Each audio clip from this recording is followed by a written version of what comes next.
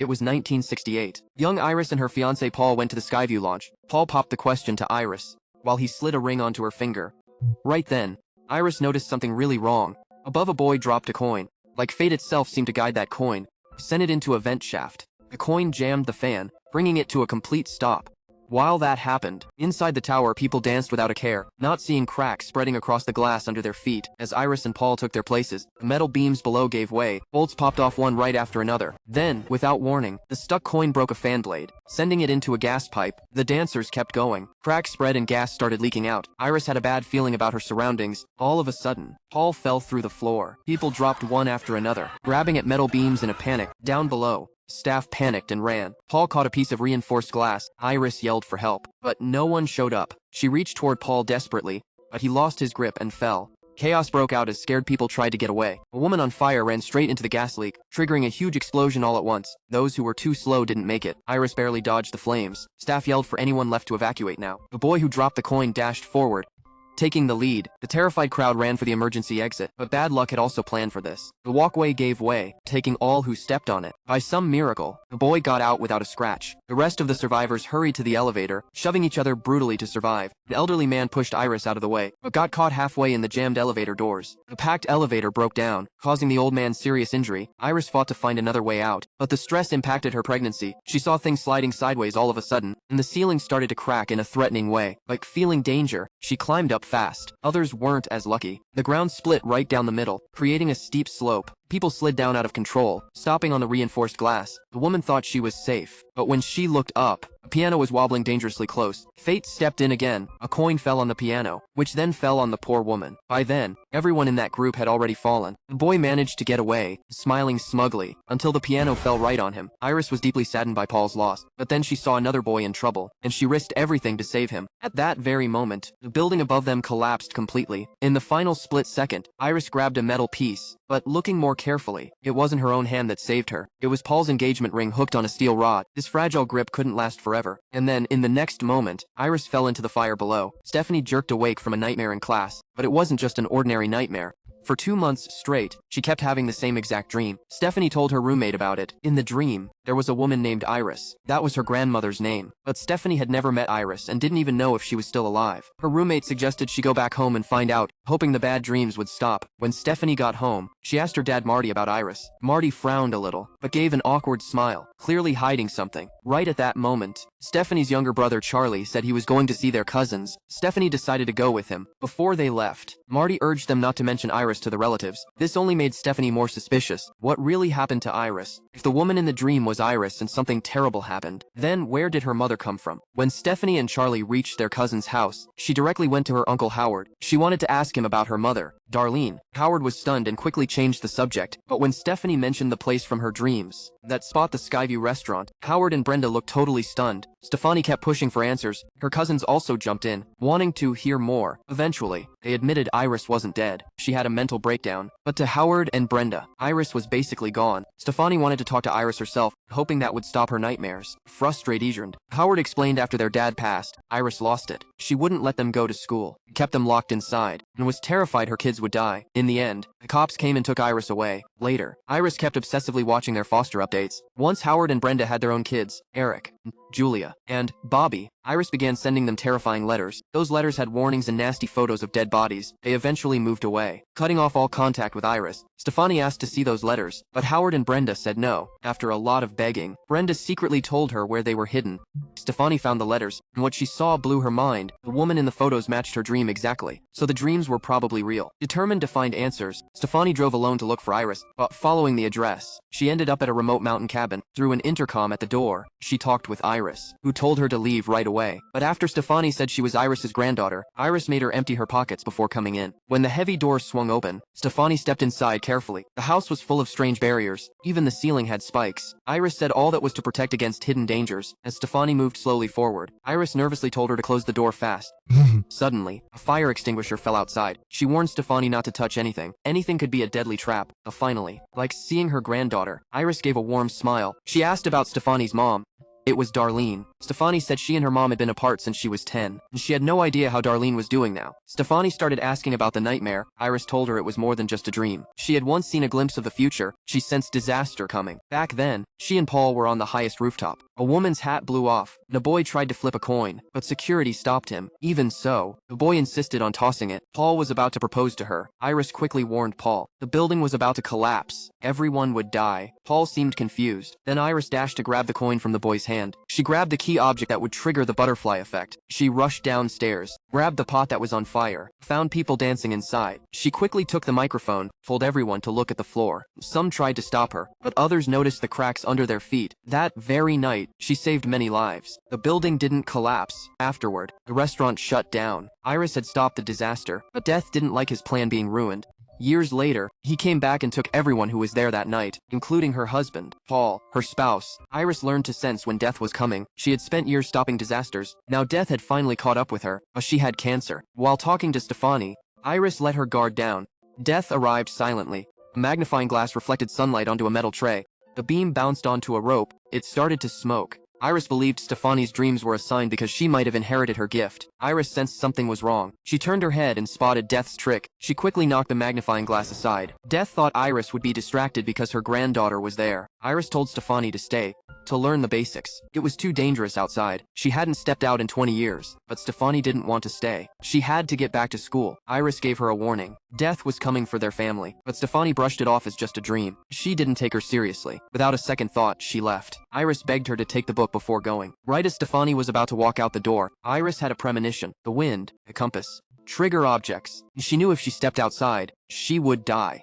But for Stefani, she took the risk. She stepped out despite the vision, tossed the book into Stefani's arms, telling her it would protect the family. But Stefani remained unconvinced, so Iris asked her to step back inside. She would prove everything was real. A sudden gust swept in. It knocked over the compass. It struck a fire extinguisher. The extinguisher shot up and hit Iris in the mouth. Now Stefani truly believed. Iris was gone. Her family attended the funeral. Stefani told her father and uncle about Iris's warning that death was coming, but they dismissed her. That moment, Stefani's mother, Darlene, appeared. Still upset with her mother, Stefani turned and left. Back home, she started reading the book Iris had given her.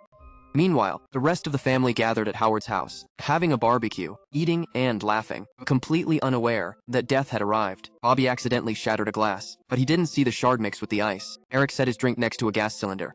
Clearly, they were about to become Death's tools. When they all sat down to eat and drink, they unknowingly used the ice with the glass shard. Howard proposed a toast. He said Iris's passing was a reminder to live in the moment. Then everyone clinked glasses and drank.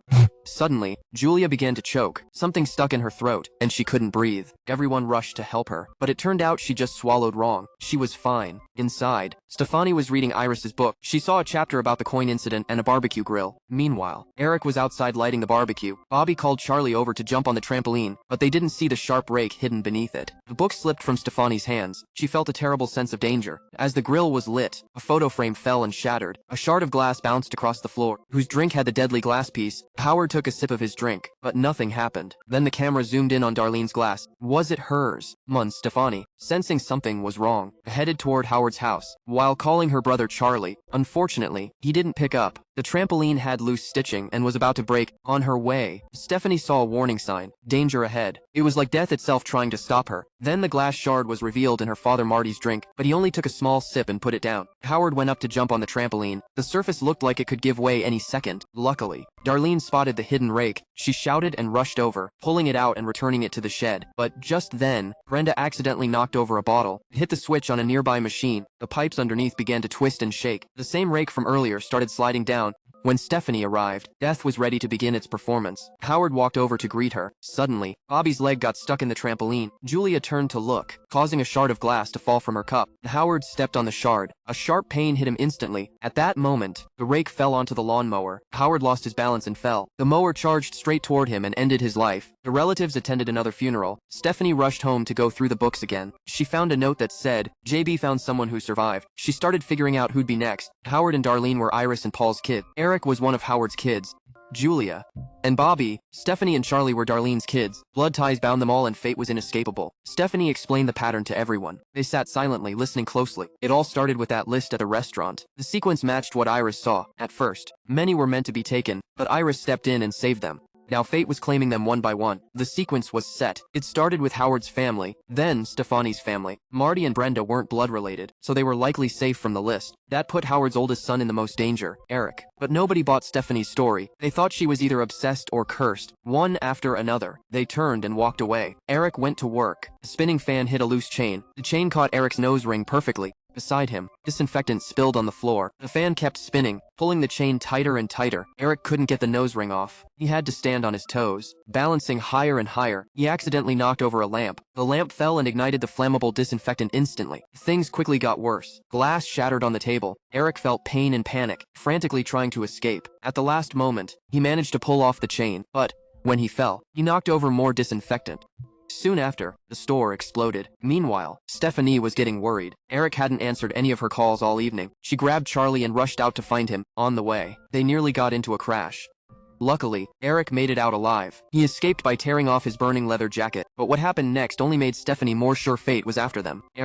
Yet, he was still not convinced about it. Stefani stayed close to protect him. She began following Iris's instructions, trying to avoid any possible trouble. For example, a gardener accidentally fell from a tree branch, just missing a kid's soccer ball that could have hit Eric's head.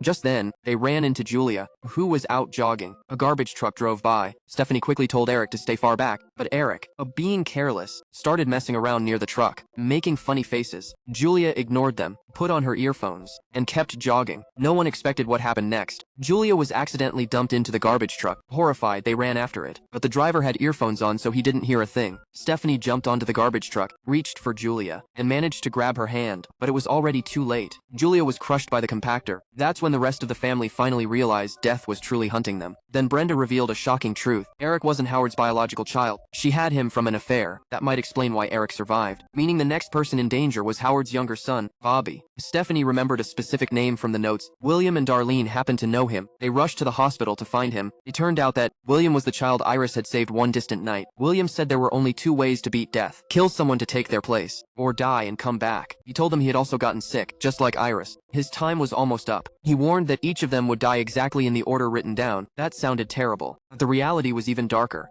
William warned them, don't mess too much with fate's plan, because if they failed, things could get even worse. He told them to treasure their remaining time, then he quietly left. Eric figured there might be a way to save Bobby, so dying and coming back to life would be the simplest option. He suggested Bobby eat peanuts as a snack, hoping to trigger a severe allergic reaction so doctors could revive him from near death. They bought a pack of peanuts from a vending machine, but the nuts got stuck in the machine. Frustration built up. To free them, Eric broke the glass. Together they hoisted the entire device. After a tough effort, they succeeded in grabbing the peanuts. Next, they entered the adjacent room. However, they triggered the MRI machine by mistake. A strong magnetic field began attracting all metallic objects. The piercings on Eric's body were yanked toward the scanner. A wheelchair behind him was also pulled forward forcefully. Eric was forcefully pressed against the MRI machine. Bobby, who had consumed the peanuts moments ago, was completely unable to assist. He attempted to grab the EpiPen from Eric's grip. Just then, a doctor saw the disturbance and pushed the door open. What happened next was terrifying. A detached spring from a vending machine shot through the air and hit Bobby's head. Stefani, Darlene, and Charlie clung to one another. They understood that resisting death was futile. Thus they chose to take Iris's route and gamble. All three traveled far into the hills to reach Iris's vintage cabin. They failed to see a coin drop from the book. An elderly lady retrieved it from the floor. The mountain cabin gave an eerie feeling, as though death was already lurking inside. Stefani floored the accelerator and plowed into the cabin. Halfway there, the vehicle wrecked, and her seatbelt latch locked her into position. At this point, Darlene became Death's next mark. If she could get into the cabin without harm, the others might remain unharmed. Yet nobody noticed the fire from a faulty wire above. Right when Darlene arrived at the cabin entrance, a massive blast destroyed the vehicle. Stefani was thrown into a closed pond. Wooden planks trapped Charlie to the ground. Wounded and fighting, Darlene scrambled over and released Charlie. She urged him to rescue Stefani without delay. Immediately after her words, a lamppost dropped from overhead and took her life. Charlie darted to extract Stefani. She had passed out. Fortunately, Pays. He brought her back right on time. They embraced and burst into laughter. This must be what William referred to as die and be reborn. Yet upon learning of Darlene's death, Stefani was unable to restrain her crying. She and Charlie were the sole survivors of Iris's lineage. 1 week after, Charlie and Stefani went to his girlfriend's home. While adjusting Charlie's outfit, Stefani poked her finger on a rose prickle. All at once, the nightmare came back to her. During that nightmare, Iris's finger was pricked too. Next, an elderly woman dropped a coin. The coin rolled down the stairs and got stuck between the rails. A train raced toward that spot. The father of Charlie's girlfriend was a physician. Upon learning how Charlie rescued Stefani, he stated that Stefani wasn't truly dead. If you pass out and someone helps you breathe again, but your heart never stopped beating, then you weren't genuinely dead, he mentioned nonchalantly. However, for Stefani and Charlie, that didn't seem reassuring. Stefani noticed a red car, identical to the one in her nightmare. Charlie's girlfriend was wearing the exact same outfit as Iris did. Her unease intensified. Then the train came off the tracks. A collision occurred. The train was barreling directly toward them. Stefani stumbled and fell to the ground. Charlie caught her arm and lifted her up. It seemed they had gotten away, but that wasn't the case.